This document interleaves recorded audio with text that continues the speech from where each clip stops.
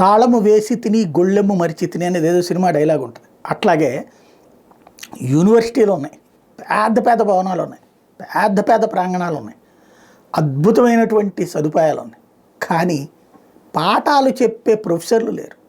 ఆంధ్రప్రదేశ్లోని యూనివర్సిటీలన్నింటిలో లెక్క తెస్తే 76% స్టాఫ్ లేరు, టీచర్స్ లేరు, ఇది టీచింగ్ ఫ్యాకల్టీ లేరు. క్లర్క్ ఉన్నారు, సూపరింటెండెంట్ ఉంటారు, లేకపోతే మిగతా అందరూ ఉన్నారు. పాఠాలు చెప్పే వాళ్ళని మాత్రం నియమించలేరు. చీమ కథలాగా తయారైపోయింది. ఇప్పుడు చంద్రబాబు గారు దాని మీద దృష్టి సారించి అత్యవసరంగా వాళ్ళని నియమించమన్నారు. అయితే ఇక్కడ ఒక విషయం గుర్తుపెట్టుకోవాలి, బాబు గారు కూడా పర్మనెంట్ స్టాఫ్ని పెట్టండి, పర్మనెంట్ ప్రొఫెసర్స్ని పెట్టండి. ఇప్పుడు ప్రస్తుతం ఆంధ్రప్రదేశ్లో దరిద్రం ఏంటంటే ఇంటర్మీడియట్లో కానీ డిగ్రీలో కానీ యూనివర్సిటీల్లో కానీ టెంపరరీ లెక్చరర్లే నడుస్తున్నారు.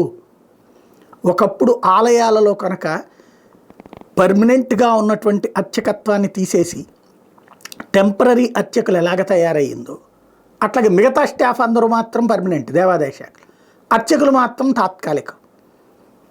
అదే పరిస్థితి ఇక్కడ వీటిట్లో కూడా విద్యా సంస్థలో కూడా అయింది. కాంట్రాక్ట్ లెక్చరర్లు అవుట్సోర్సింగ్ లెక్చరర్లే, కాంట్రాక్ట్ టీచర్లు అవుట్సోర్సింగ్ టీచర్లే. అట్లాగే యూనివర్సిటీల్లో కూడా కాంట్రాక్ట్ల మీదనే నడుస్తుంది.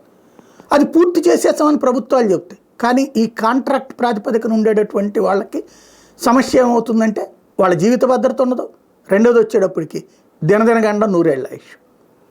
అలా కాకుండా వాళ్ళకి ఒక స్థిరత్వం లభిస్తే మంచి బోధకులు తయారవుతారు, మంచి బోధకులను ఇచ్చినట్టు అవుతుంది. బాబు గారు ఆ దిశగా అడుగులు వేస్తే బాగుంటుంది.